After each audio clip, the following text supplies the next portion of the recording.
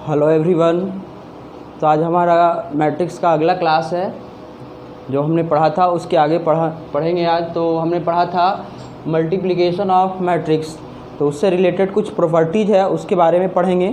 तो properties of multiplication of matrix, properties of multiplication of matrixes.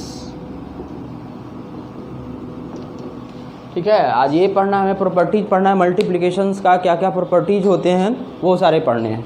तो इसमें सबसे पहला जो हमें आता है वो है कम्यूटेटिव लॉ। कम्यूटेटिव लॉ, अगर हमारे पास दो मैट्रिक्स हो, ए और बी हमारे पास दो मैट्रिक्स हो, तो उसको कम्यूटेटिव लॉ में होता है कि ए इंटू बी करें या बी इंटू ए करें, लेकिन ये मल्टीप्लिकेशन में इक्वल नहीं होता है। ठीक है, इसमें अगर हम ए इंटू बी करें या बी इंटू ए करें तो मल्टीप्लिकेशन में दे आर नॉट इक्वल, तो ये कम्यूटेटिव लॉ को सपोर्ट नहीं करता है। अगला जो था एसोसिएटिव था, दूसरा था एसोसिएटिव लॉ।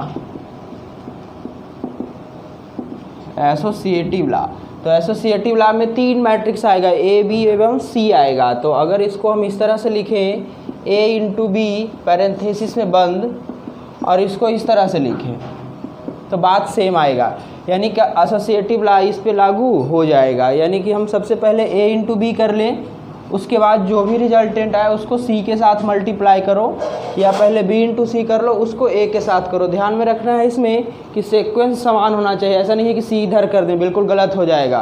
तो आपको ध्यान में रखना कि सीक्वेंस जब समान होगा तो मल्टीप्लिकेशन में एसोसिएटिव लॉ फॉलो करेगा। और जो तीसरा था वो था distributive law. Distributive law, distributive law कहता है, डिस्ट्रीब्यूटिव लॉ में दो चीज़, पहला कि a इंटू बी प्लस सी। तो ये देखो, इसको अगर डिस्ट्रीब्यूटिव का मतलब ही होता है बांट देना, तो इसको हम बांट दें दो अलग अलग, तो ये हमारा हो जाएगा, इसको इससे कर लेंगे और इसको इससे कर लेंगे, तो ये हमारा हो जाएगा ए बी और प्लस ए सी, इस तरह से। इसमें एक और है कि इसको पहले रख लो ए प्लस बी और सी को इधर रख लोगे इस तरह से।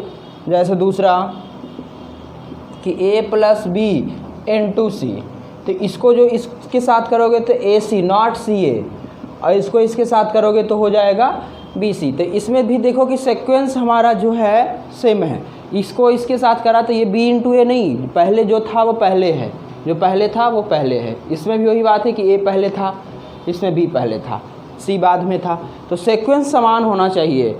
और चौथा है इसमें, चौथा हमारा है एग्जिस्टेंस ऑफ मल्टीप्लिकेटिव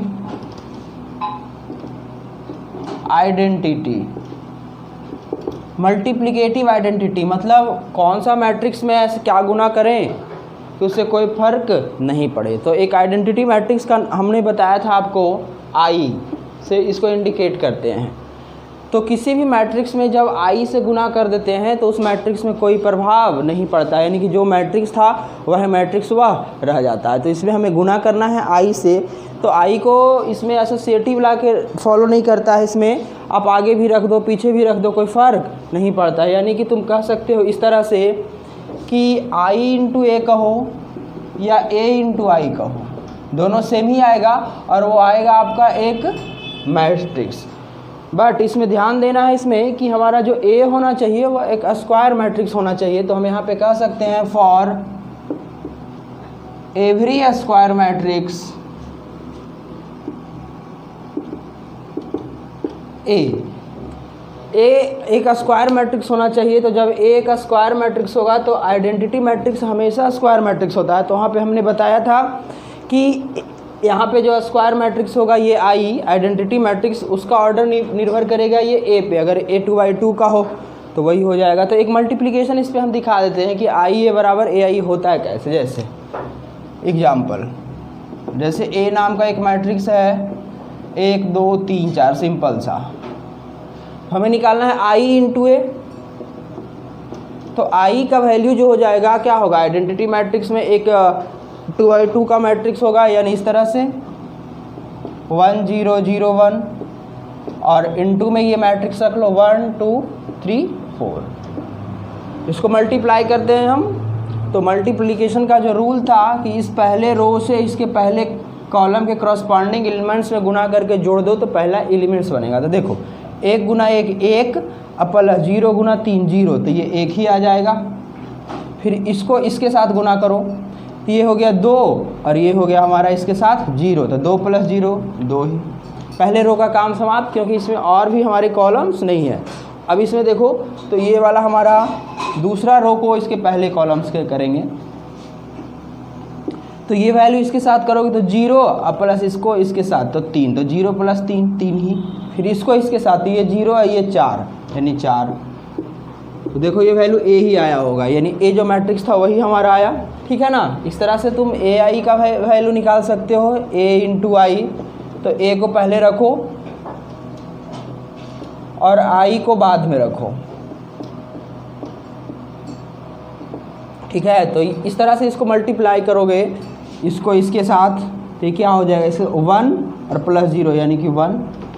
फिर इसको इसके साथ ये 0 और प्लस 2 यानी 2। इसी तरह से ये भी कर लोगे तो 3 4 ही आएगा, यानी वैल्यू क्या आएगा ये, यानी कि हमारा आई ए और ए आई बराबर होगा। वो भी किसके बराबर होगा, तो ए के बराबर होगा। ठीक है ना, तो इसको हम लोग कहते हैं multiplicative identity of A square matrix. किसी भी स्क्वायर मैट्रिक्स के लिए ऐसा हो सकता है, ये ध्यान में रखना है। तो ये हमारा प्रॉपर्टीज़ था, मल्टीप्लिकेशन का प्रॉपर्टीज़ था। इसके बाद जो हमारा है क्वेश्चन है, पहला जो क्वेश्चन है उस क्वेश्चन को अब हम एक्सरसाइज करेंगे।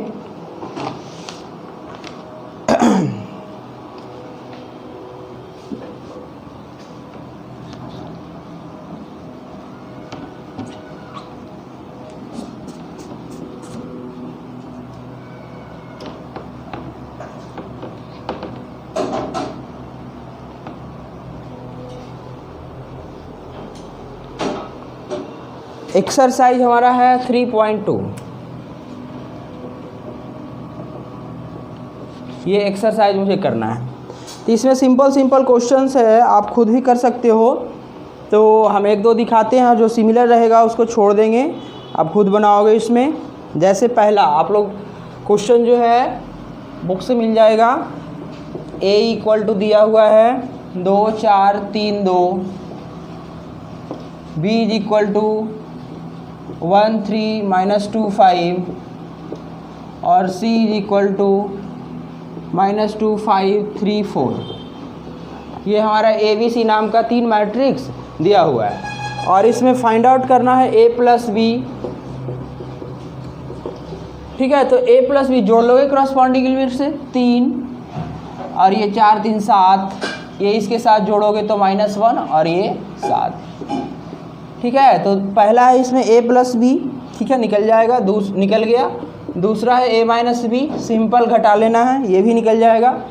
तीसरा 3a -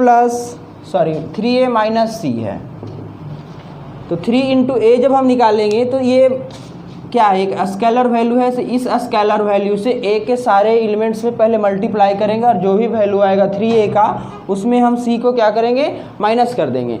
तो आप ये देखो कि a का वैल्यू है क्या, उसमें आपको करना क्या है, 3 से मल्टीप्लाई करना है। तो ये वैल्यू मेरा a है, तो इसमें आप 3 से मल्टीप्लाई करोगे। तो ये जब 3 से मल्टीप्लाई करोगे इसमें, तो इसके सारे एलिमेंट्स में होगा। तो 3 दूना 6 12 9 और 6, और -c, तो c का जो वैल्यू है वो है -2 5 3 और 4, घटा लो।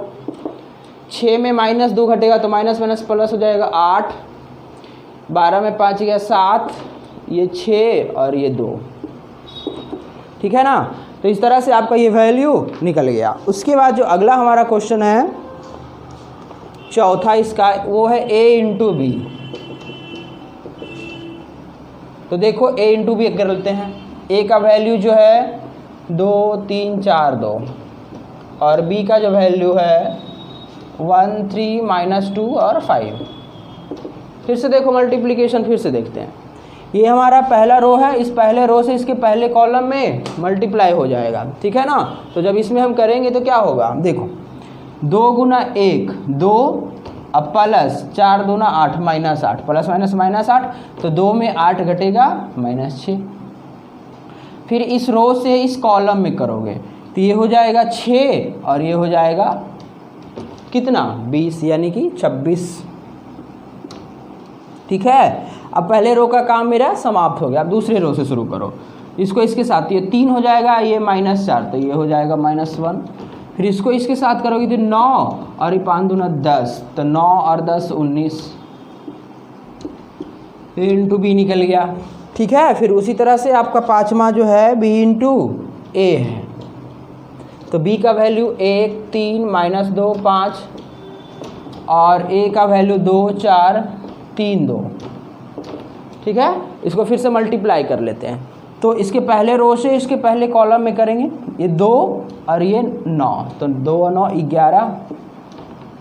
फिर इसको इसके साथ करोगे तो ये 4 और ये 6 यानी कि 10।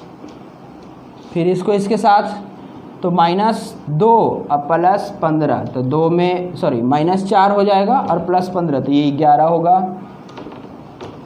फिर इसको इसके साथ तो ये -8 और ये +10 यानी 2। तो हमारा ये जो वैल्यू देखो a इंटू बी का वैल्यू कुछ और आया, b इंटू ए का वैल्यू कुछ और आया। इससे ये भी पता चल रहा है हमारा एग्जाम्पल कि कम्यूटेटिव लॉ जो है वो फॉलो नहीं करता है किसमें, मल्टीप्लिकेशन में और सब्सट्रैक्शन में। क्योंकि सब्सट्रैक्शन में भी था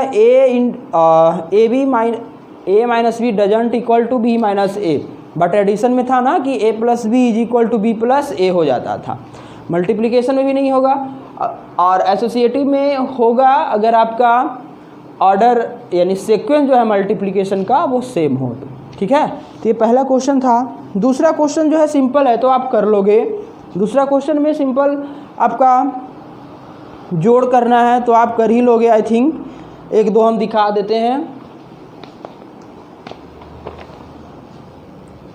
दूसरा का पहला है इस तरह से A B minus B A, sorry A minus B है, प्लस ए बी बी ए।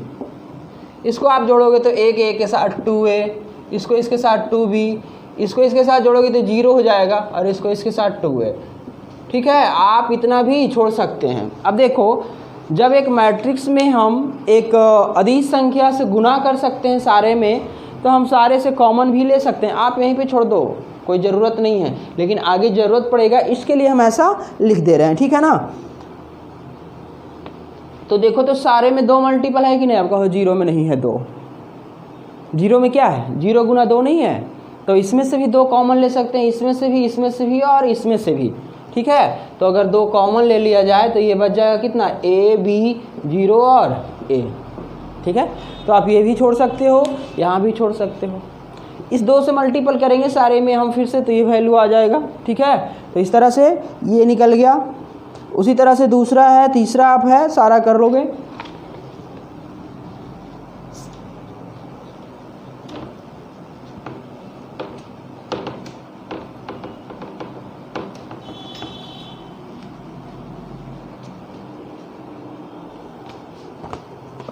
दूसरा देख लो, एक ए स्क्वायर प्लस बी स्क्वायर, ए स्क्वायर प्लस सी स्क्वायर,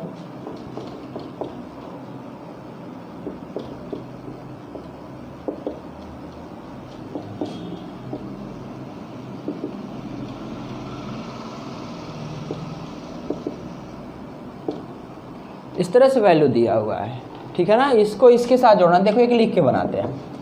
तो ए स्क्वायर प्लस बी स्क्वायर और प्लस 2ab, इसको इसके साथ जोड़ोगे, फिर ये वाली इसके साथ, ये इसके साथ,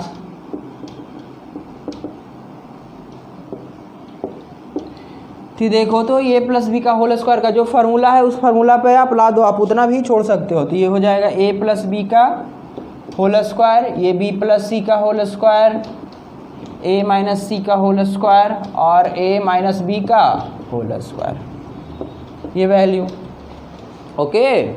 यानी आप यहाँ पे छोड़ सकते हो, लेकिन जब हम कोई भी प्रॉब्लम को सॉल्व करते हैं तो हम कोशिश करते हैं उसे शॉर्टेस्ट टर्म में व्यक्त कर लें, ठीक है ना। रिप्रेजेंटेशन जो होना चाहिए शॉर्टेस्ट टर्म में होना चाहिए, वो स्टैंडर्ड होता है। तो आप इसको इस तरह से कर लो। इसमें आपका तीसरा सिंपल डिजिट का है, और चौथा जो है आपका चौथा क्वेश्चन वो कॉस स्क्वायर साइन स्क्वायर है, तो आप जोड़ लेना, इसका वैल्यू 1 होता है, आप कर लोगे। तीसरा जो है मल्टीप्लिकेशन है, तो मल्टीप्लिकेशन हमने आपको सिखाया, तो कुछ देख लेते हैं 1-2 मल्टीप्लिकेशन और भी।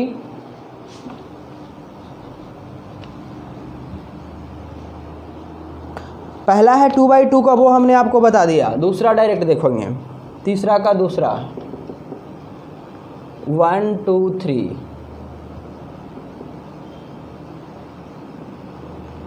2 3 4, ठीक है ना। तो सबसे पहले हम देखेंगे क्या ये मल्टीप्लिकेशन होगा या नहीं होगा, तो इसके ऑर्डर से हमें पता चलेगा कि मल्टीप्लिकेशन होगा या फिर नहीं। तो देखो इसमें 3 रो है और 1 कॉलम है, तो ये 3/1 का है, और इसमें 1 रो है और 3 कॉलम्स है, तो 1/3 का है। तो हमने क्या बताया था कि यदि पहले रो में कॉलम्स की संख्या और पहले मैट्रिक्स में कॉलम्स की संख्या और दूसरे मैट्रिक्स में रो की संख्या यदि समान हो जाए तो मल्टीप्लिकेशन होगा, और मल्टीप्लिकेशन होने के बाद जो नया ऑर्डर बनेगा वो पहले का रो और दूसरे का कॉलम। मल्टीप्लिकेशन करते हैं हम इसमें, देखो तो हमारा सिंपल है ये, पहला रो को पहले कॉलम के साथ, चलो अच्छी बात है, छोटा है, एक का एलिमेंट्स है, तो इस 1 को 2 के साथ करोगे तो सिर्फ 2, और है ही नहीं ना इस रो में, आना ही इस कॉलम में, तो इस पहले रो में इस दूसरे के साथ तो 3 हो जाएगा, फिर इसको इसके साथ तो सिंपल 4, और कॉलम्स इसका नहीं है, तो इस पहले रो का काम समाप्त, पहला रो हमारा बिल्डअप हो गया। दूसरा है ये 2, तो इसको इसके साथ 4, इसको इसके साथ 6, इसको इसके साथ 8, उसी तरह इसको इसके साथ करोगे 6, फिर इसको इसके साथ 9, फिर इसको इसके साथ 12, है ना। तो ये हमारा एक 3/3 ऑर्डर का मैट्रिक्स बना, जो कि बनना भी चाहिए था क्योंकि इसका रो की संख्या 3 और इसके कॉलम्स की संख्या 3 था। तो ये मल्टीप्लिकेशन था। एक और मल्टीप्लिकेशन देखते हैं।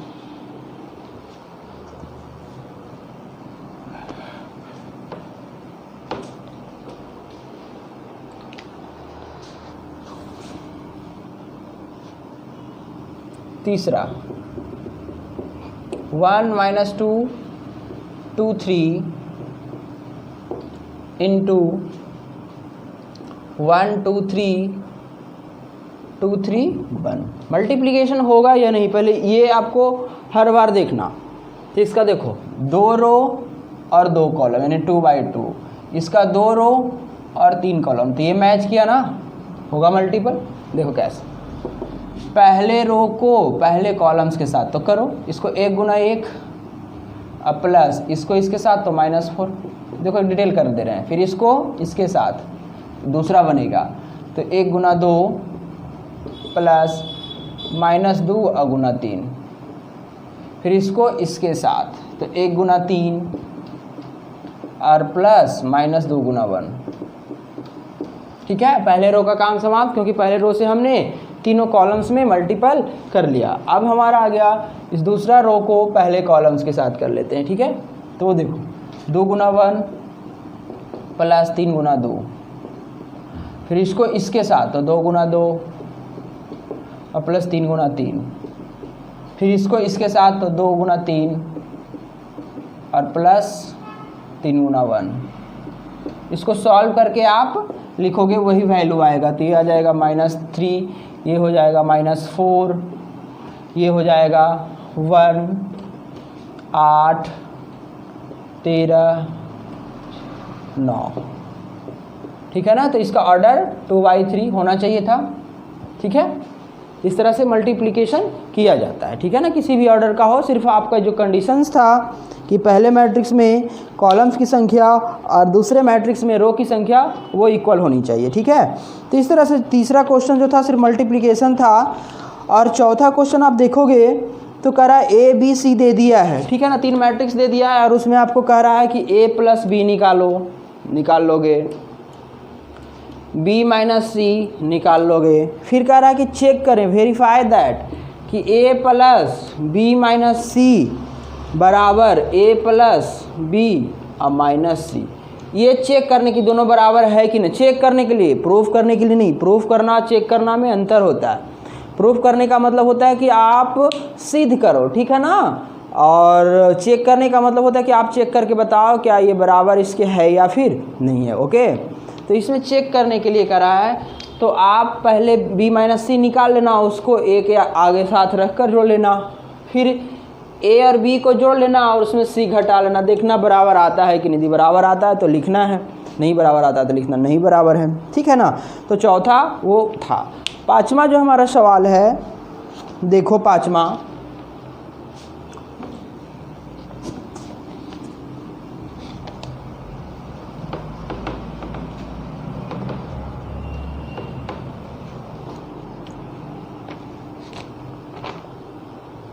पाँचवा सवाल था a का वैल्यू दिया हुआ है, समझना, बहुत इंपॉर्टेंट, बहुत अच्छा सवाल, इंपॉर्टेंट नहीं अच्छा सवाल। 2/3, 1/3, 7/3।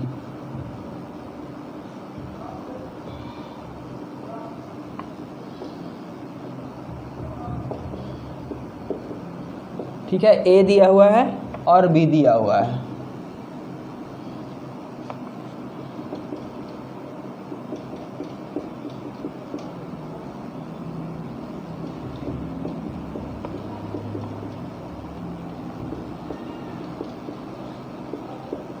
ठीक है, ये सब में कुछ नहीं है, जोड़ घटाव पर केयर करना, मिस्टेक किसी से, मेरे से भी हो सकता है, आपसे भी हो सकता है, तो आप थोड़ा केयर कर लेना खुद से भी, ठीक है। ये दिया हुआ है, आपको निकालना है इसमें 3a माइनस 5b। देखो हमने बताया था scalar multiplication of A matrix, ठीक है ना। एक मैट्रिक्स का स्केलर यानी अदिश जो मल्टीप्लिकेशन होता है वो क्या होता है, वो उसके बारे में। तो 3a लिखा हुआ है, मतलब इस a मैट्रिक्स में 3 से गुना करना है और इसको ऐसे फिर दोनों को घटा देना है। तो इसमें जब 3 से गुना करेंगे तो सारे में 3 से गुना होगा, समझना।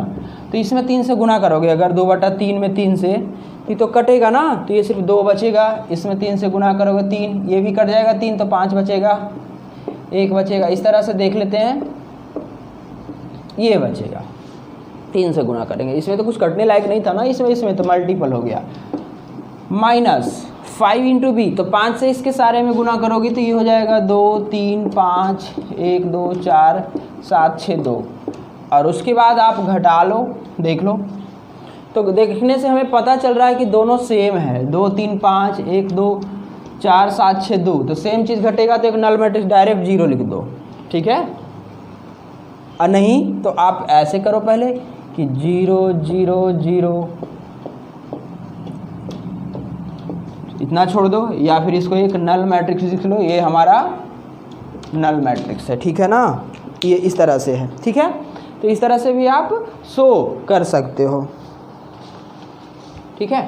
तो हमारा अगला जो सवाल है छठा, सिंप्लीफाई दैट, यहाँ पे देख लेते हैं।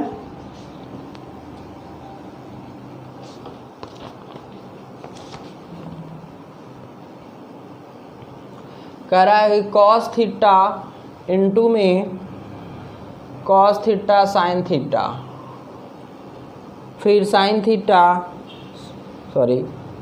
Minus sine theta cos theta, अब प्लस साइन थीटा इंटू में sine theta into minus cos theta और कॉस थीटा और साइन थीटा, ठीक है ना। इस तरह से इसको कह रहा है सिंप्लीफाई करना। सिंप्लीफाई करने का मतलब होता है इसको शॉर्टेस्ट टर्म में रिप्रेजेंट कर दो। आई मीन इसको जहाँ तक हो जोड़ घटाव जो भी दिख रहा हो वो करके एक छोटा सा वैल्यू ले आओ, जहाँ तक आपसे पॉसिबल हो, ठीक है। तो इसमें देखो, इस कॉस थीटा से इसे मल्टीपल करना है तो सारा में हो जाएगा। तो इसको इसके साथ करोगे तो कॉस स्क्वायर थीटा, इसको इसके साथ करोगे तो cos theta into sine theta, फिर इसको इसके साथ माइनस, फिर इसको इसके साथ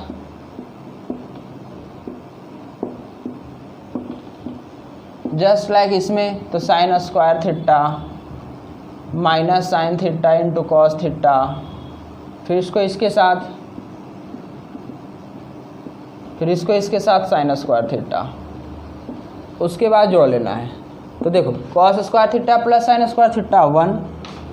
अब ये दोनों बात एक ही चीज़ है, देखो गुना में आगे पीछे से फ़र्क नहीं पड़ रहा है, एक वैल्यू में सिंपल, तो ये कट जाएगा तो ये 0 हो जाएगा। फिर इसको इसके साथ देखोगे तो ये भी कटेगा, sine theta cos theta, sine theta cos theta minus में ये है, और ये sine square theta plus cos square theta 1। यानी तुम इसको एक आइडेंटिटी मैट्रिक्स भी कह सकते हो, 2x2 ऑर्डर का, यहाँ से 2 भी दिखा सकते हो आप, है ना। तो इस तरह से आप कह सकते हो कि एक आपका आइडेंटिटी मैट्रिक्स आया, ठीक है ना, एक 2x2 ऑर्डर का, यानी I2 भी डायरेक्ट इसको आप कह सकते हो, ठीक है। तो छठा नंबर सवाल ये था मेरा। उसके बाद जो सवाल है मेरा 7वां, उसको देखेंगे।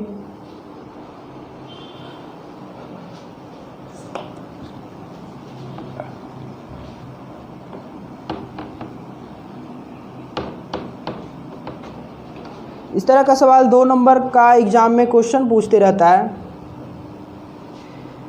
कह रहा कि फाइंड x एंड y, ठीक है ना, x और y का वैल्यू फाइंड आउट करना है हमें। जब आपका एक्सप्रेशन दिया हुआ है इसमें,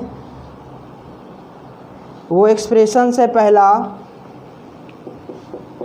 capital X plus Y is equal to 7025, इसको इक्वेशन फर्स्ट बना लेते हैं। और अगला है capital X minus Y is equal to 3003, equation 2। Find the value of x and y, जैसे 10th क्लास में आपने पढ़ा था लीनियर इक्वेशंस इन 2 वेरिएबल्स, उसी तरह से इसमें भी है। तो इसमें सिंपल क्या है ना कि आप विलोपन विधि हमने पढ़ा था हिंदी में, उसको अंग्रेजी में कहते हैं इल्यूमिनेटिंग मेथड, उसके थ्रू हम सॉल्व करेंगे इसको। कैसे? सिंपल जोड़ दो, एक वेरिएबल को एलिमिनेट करना होता है मुझे, ठीक है। तो यहाँ पे y है, तो सिर्फ कर दो from equation first plus second, 1 और 2 को आप जोड़ लो। जोड़ने का मतलब क्या है, ये जुड़ेगा तो ये कट जाएगा और ये हो जाएगा 2x। मैट्रिक्स को मैट्रिक्स के साथ जुड़ता है करस्पॉन्डिंग एलिमेंट्स, 7 3 10 0 2 और 8। हमें x का वैल्यू निकालना है, ठीक है ना। तो इस x का मान, सॉरी, ये 2 बटा में जाएगा, बटा जाने कहने का मतलब प्रत्येक एलिमेंट्स में भाग होगा। तो x का वैल्यू कितना हो जाएगा, 5 0 1 और 4, x का वैल्यू निकल गया। x का वैल्यू समीकरण 1 में रखोगे तो y का निकल जाएगा। Putting the value of x in equation first क्या है x, तो x का वैल्यू 5 0 1 4 प्लस y और इज इक्वल टू 7 0 2 और 5, ठीक है ना। ये पूरा मैट्रिक्स को उधर ले जाकर घटा लो तो y का वैल्यू निकल जाएगा। तो y का वैल्यू क्या होगा, आप इसमें घटाओगे, इसको ले जाकर घटा लेना, वैल्यू हो जाएगा, ठीक है। तो इस तरह से आगे आप इसको कंटिन्यू बना कर लाना, देखना जहाँ तक पॉसिबल हो। उसके बाद हम कल इसको, इस एक्सरसाइज को अगले दिन समाप्त कर लेंगे, ठीक है। तो आप खुद से बनाने का प्रैक्टिस करो। मैंने 7 तक बनवा दिया, 7 क्वेश्चन, इसमें पूरा क्वेश्चंस 22 है। अगले क्लास में हम फिनिश करेंगे इसको, तो आप कंटिन्यू देखना। ओके, मिलते हैं अगले क्लास में।